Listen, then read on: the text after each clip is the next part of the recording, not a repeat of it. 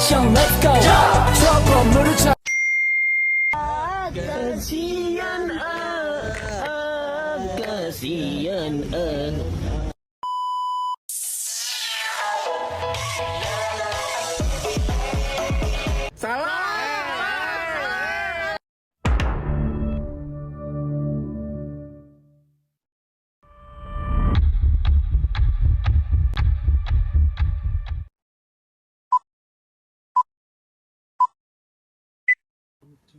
Selamat siang dan selamat datang di debat diskusi kita pada hari ini yang akan membahas sosok B.J. Habibie, seorang tokoh besar dalam sejarah Indonesia.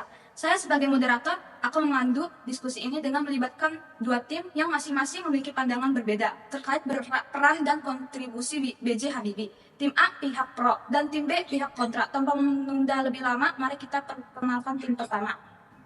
Tim pertama, silakan perkenalkan diri dan sampaikan pandangan Anda mengenai B.J. Habibie. Apa yang membuat Anda percaya bahwa B.J. Habibie adalah tokoh yang berpengaruh dan berjasa bagi Indonesia? Terima kasih, moderator. Kami dari tim A percaya bahwa B.J. Habibie adalah tokoh yang sangat berjasa dalam kemajuan teknologi dan industri Indonesia. Beliau memiliki peran besar dalam pengembangan pesawat terbang dan industri teknologi, memberikan kontribusi positif bagi pertumbuhan ekonomi dan kebangkitan bangsa. Begitu saja. Terima kasih tim pertama. Sekarang mari kita dengarkan tim kedua yang mungkin memiliki pandangan berbeda. Tim kedua, silakan memperkenalkan diri dan sampaikan pandangan Anda mengenai B.J. Habibie. Apakah ada aspek yang menurut Anda perlu diperhatikan dengan kritis? Terima kasih moderator atas waktu yang diberikan.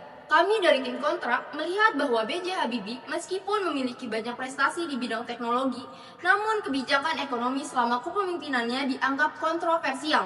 Kami percaya bahwa aspek ini perlu dievaluasi secara kritis untuk mendapatkan pemahaman yang lebih baik. Terima kasih tim B. Selanjutnya kita mulai dengan putaran pertama untuk sesi debat diskusi siang ini mengenai proses terpilih dan berakhirnya masa jabatan Presiden B.J. Habibie. Kepada tim A dipersilakan. Baik, terima kasih moderator. Sebagai pihak yang mendukung, saya ingin menyampaikan bahwa proses terpilihnya B.J. Habibie sebagai Presiden Republik Indonesia pada tahun 1998 memiliki beberapa poin positif. Yang pertama, B.J. Habibie terpilih secara konstitusional setelah Soeharto mengundurkan diri. Ini menunjukkan bahwa transisi kekuasaan dilakukan sesuai dengan aturan hukum yang ada di Indonesia. Yang kedua, B.J. Habibie memiliki visi untuk membawa Indonesia ke era reformasi dan demokratisasi. Selama masa pemerintahannya, terjadi beberapa perubahan signifikan, seperti pembebasan tahanan politik, pemulihan kebebasan pers, dan langkah-langkah menuju pemilihan umum yang lebih demokratis. Lalu yang ketiga, B.J. Habibie juga berhasil membangun hubungan baik dengan komunitas internasional, membawa Indonesia keluar dari isolasi politik dan ekonomi. Ini memberikan keuntungan bagi Indonesia dalam berbagai sektor, termasuk ekonomi dan investasi. Jadi kami yakin bahwa masa kepemimpinan B.J. Habibie memberikan kontribusi positif bagi bangsa Indonesia. Siap, cukup. Terima kasih tim A. Sekarang kita akan mendengarkan pandangan dari tim B. Terima kasih moderator, kami sebagai pihak dari kontra ingin menyoroti beberapa aspek kritis terkait proses terpilih dan berakhirnya masa B.J. Habibie sebagai presiden. Yang pertama, terlepas dari aspek konstitusionalitas, proses pemilihan B.J. Habibie sebagai presiden pada masa itu menciptakan ketidakpuasan pada masyarakat. Ada banyak kontroversi terkait cara Soeharto mengundurkan diri dan menunjuk B.J. Habibie sebagai penerusnya, yang membuat beberapa pihak meragukan keabsahan proses tersebut. Pada pasal 8 Undang-Undang Dasar 1945, bila Presiden tidak mampu melaksanakan kewajibannya, maka digantikan oleh wakilnya hingga masa jabatannya habis. Yang kedua, meskipun ada beberapa langkah menuju reformasi, banyak kebijakan pemerintah B.J. Habibie yang dianggap tidak memadai dan masih belum mampu mengatasi berbagai masalah struktural dan sosial yang ada di Indonesia saat itu. Terakhir, pengakhiran masa B.J. Habibie juga menciptakan ketegangan politik dan sosial. Meskipun ada keputusan untuk mengadakan pemilihan umum tahun 1999, namun pelaksanaannya tetap menimbulkan konflik dan ketidakstabilan di masyarakat. Demikianlah pandangan dari pihak kami terhadap masa pemerintahan B.J. Habibie memiliki dampak negatif yang perlu dievaluasi. Terima kasih pihak B untuk pandangan Anda. Setelah ini kita akan membahas kebijakan yang diimplementasikan oleh B.J. Habibie selama menjabat sebagai Presiden Indonesia, serta mengevaluasi bentuk-bentuk peninggalannya yang abstrak maupun nyata. Mari kita mulai dengan membahas kebijakan yang dijalankan oleh B.J. Habibie. Terima kasih moderator. B.J. Habibie sebagai presiden telah mengimplementasikan berbagai kebijakan yang bersifat positif. Pertama, dia memberikan amnesti kepada tahanan politik dan memulihkan kebebasan pers, mendukung perkembangan demokrasi di Indonesia. Kedua, Habibie menginisiasi pemilu tahun 1999 yang menjadi tonggak awal bagi demokrasi Indonesia. Selain itu, dia juga membuka peluang bagi otonomi daerah, memberikan lebih banyak kewenangan kepada pemerintahan daerah. Masih tim A, sekarang kita akan mendengarkan pandangan dari tim B.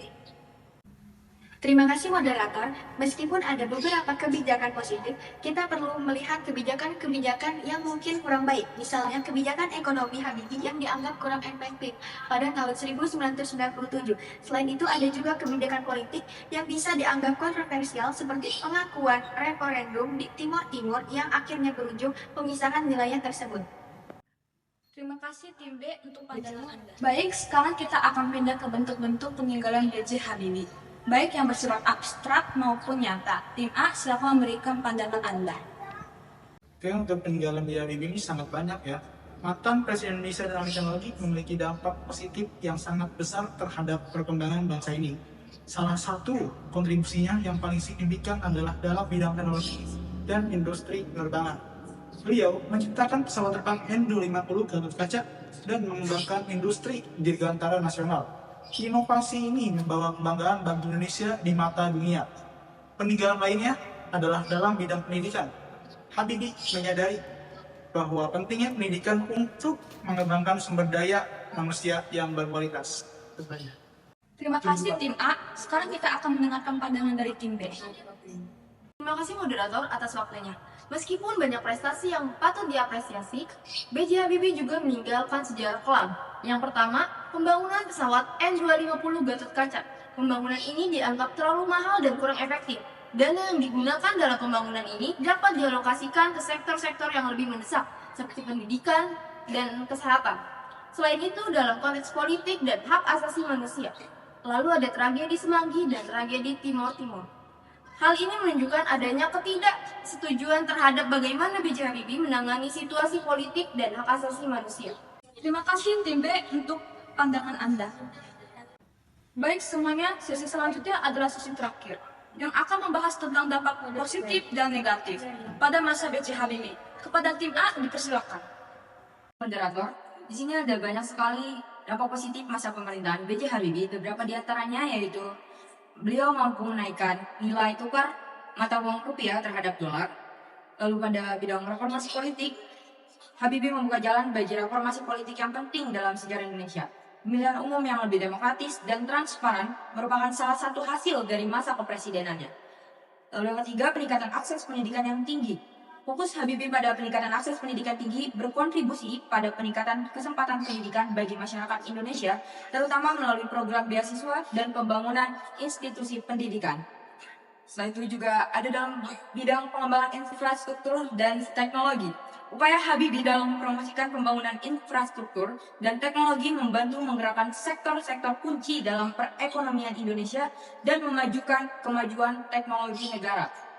Lalu yang kelima di sini ada pembukaan hubungan luar negeri. B.J. Habibie berupaya memperluas hubungan luar negeri Indonesia dengan negara-negara lain, terutama dengan negara-negara Barat dan Asia Tenggara yang berpotensi membawa manfaat ekonomi dan politik bagi bangsa Indonesia. Siap cukup. Terima kasih tim A. Selanjutnya tim B dipersilakan. Dampak negatif gerakan Presiden B.J. Habibie yang pertama di sini ada di akhir kepemimpinan nilai tukar rupiah kembali meroket. Yang kedua, tidak dapat meyakinkan investor untuk tetap berinvestasi di Indonesia. Yang ketiga, kebijakan yang dilakukan tidak dapat memulihkan perekonomian Indonesia dari krisis. Terima kasih kepada para peserta yang telah berpartisipasi dalam acara debat ini. Kita telah menyaksikan perdebatan yang memaparkan berbagai sudut pandang mengenai B.J. Habibie. Diskusi ini memberikan wawasan mendalam tentang kontribusinya dalam pengembangan teknologi, demokratisasi, serta tantangan dan kontroversi yang dihadapi selama kepemimpinannya.